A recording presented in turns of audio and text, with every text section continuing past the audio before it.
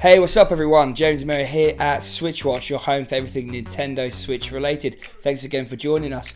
If you want to stay up to date with all the latest news and Switch reviews, you might want to consider subscribing. I've got another indie game for you here today. This one is Infinite Golf by Zen Studios. Those guys gave us a copy for review purposes, so thank you very much. As always, we're going to give you our honest opinion. Is this game worth picking up? Is it any good? And with so many games available on the Nintendo eStore, is it the one where you should put your hard-earned cash? Let's find out. Infinite MiniGolf is the pseudo-sequel to Planet Golf, the cult favourite from back in 2010. They took the best bits from that game and basically crammed it into this one. The real unique focus here is in the community-created content. Outside of tournament mode, almost all of the time you spend playing the game is actually going to be on other people's courses. We're talking about visuals. The graphics are really nice. They are cartoony and solid without any glitch issues that these golf arcade games can sometimes experience. There are 3 worlds and each feels unique. Each one's beautifully drawn, whether it be the Micro Machines style bedroom world to the spooky pumpkin and frosty ice world. Your avatar is very customizable with clothes that pop, making them feel unique. The audio in this game is minimal, the background music is nice and it is in keeping with the themes. There are a few little words and noises from your character which don't really distract, and all in all it's a nice audio package for an arcade style game. Gameplay is the main thing really, and Infinite MiniGolf lets you create an avatar. The customization to start with is quite limited but opens up to a huge range of unlocks as you progress. You can take this avatar into tournament mode where you play the developer made courses. Each of the 3 worlds has 4 distinct, let's call them quests, and within those you have 9 holes each. You have to unlock each of these on easy mode in order to unlock normal mode, and then you need to do it again to unlock hard mode. You could argue that easy mode is, well, pretty easy. You're going to get a lot of hole-in-ones, and maybe it's a bit tough that they force you to complete this before you can get into harder modes. For me though, I found it a good learning curve. The mode is fun, and easy is only going to take you an hour to maybe 2 hours to complete. It won't really offer you that much trouble, but the difficulty does ramp nicely as you progress. The controls themselves are really simple. The left stick moves direction and the right stick is used to set your power, swinging upon release. You can sort of move the camera around, and this is slightly fiddly, but I found it gave me enough view to see everything I wanted to do. The controls, however, are precise and they are intuitive, and they don't make you feel cheated at any point. You know, the courses are achievable and the controls are there to make you get from place to place. The pre-made courses vary from way too easy. You know, these are ones where you can hit a hole in one pretty much any time, to my personal favourites, which are a little bit tougher and let you use your brain to get around the course. There's often a way to get a hole in one, either from a nicely timed shot or by a longer route which picks up special powers. These powers range from a springy jump, which helps you clear obstacles, to wings that help you fly, but interestingly don't let you come down at your own time point until you unlock a separate power which brings you crashing back to earth. And there's a whole host of different ones. You know, they range from nice additions and tough to use to basically default touch this and you're going to win, such as the rocket or the magnet, which actually draws you toward the hole. Online mode gives you a couple of different options, but these basically fall into play around fun and competitive.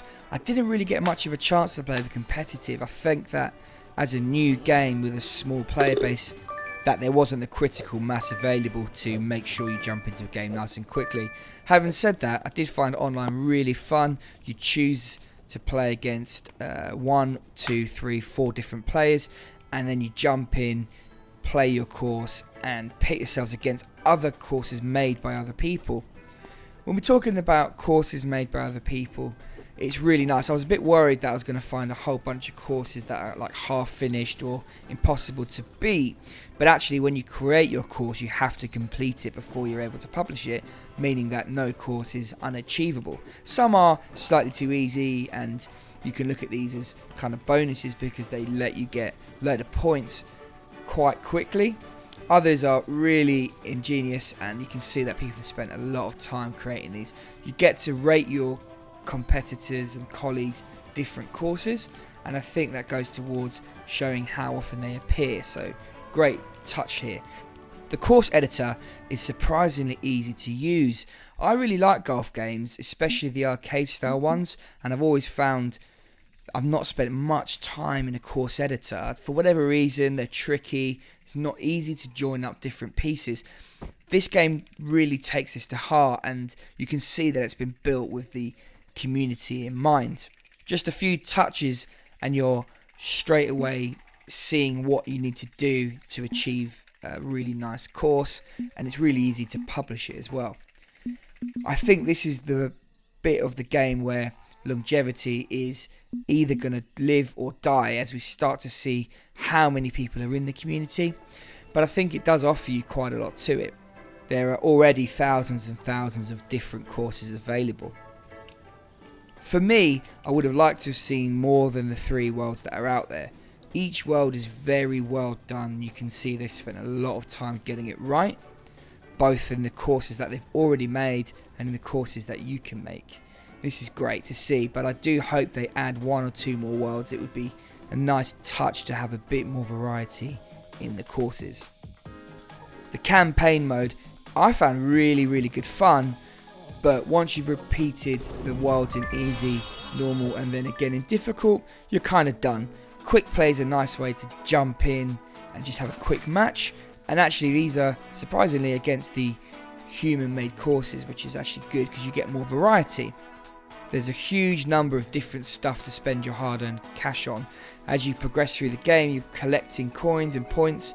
You can spend this on different items. You also get cards, and these cards don't appear too obvious at first, but they're actually tied to a specific slot. So for example, getting 2 cards in the putter slot will unlock different putters as you get enough points, which is really nice actually, and it is going to keep you in the game longer.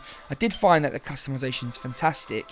I particularly like the t-shirts that you get for completing the main story mode. All in all, I have to say that this is a really nice game with a lot of replayability, and if you like creating and publishing your own courses, you're going to have a lot of fun here. I've not really seen a better course editor out there. When you consider that this game's really reasonable at £13.50, less than $20, I think it's fair to give this game an overall rating of 7 out of 10.